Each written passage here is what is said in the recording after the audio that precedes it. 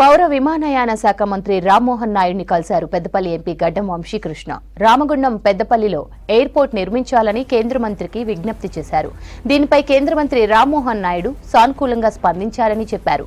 పెద్దపల్లిలో ఎయిర్పోర్టు నిర్మిస్తే 20 లక్షల మందికి యూజ్ అవుతుందన్నారు. అలాగే పెద్దపల్లి, ఆదిలాబాద్ సహా ఇతర ప్రాంతాల వారికి మేలు జరుగుతుందన్నారు ఎంపీ వంశీకృష్ణ. సివిల్ ఏవియేషన్ మంత్రివర్యులు రామ్మోహన్ నాయుడు గారిని కూడా కలవడం జరిగింది. వారిని రామగుండంలో ఒక ప్రత్యేక ఎయిర్పోర్టు స్థాపించాలని చెప్పి కోరడం జరిగింది. రామగుండం ఒక బస్లింగ్ హబ్, ఇండస్ట్రీసు, చాలా యాక్టివిటీ జరుగుతుంటుంది. ఎన్టీపీసీ ఉన్నది, సింగరేణి ఉన్నది, అక్కడ ఆర్ఎఫ్సిఎల్ కూడా ఉన్నది. చాలామంది మన కార్మికులు ఉన్నారు అక్కడ, వారికి ఉపయోగపడుతుంది. మన దగ్గరలో ఉన్న ఎయిర్పోర్టు హైదరాబాద్ ఎయిర్పోర్టే ఉంది.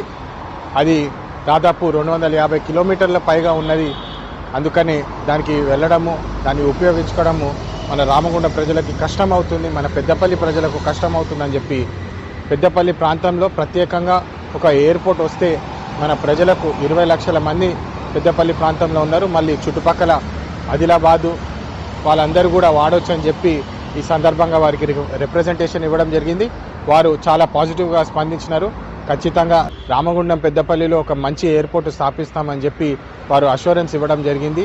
దీని మీద ఖచ్చితంగా ఫాలోఅప్ చేసి అయ్యేలాగా కృషి చేస్తామని చెప్పి మళ్ళొకసారి మా పెద్దపల్లి ప్రజలకు నేను భరోసా ఇస్తున్నానని చెప్పి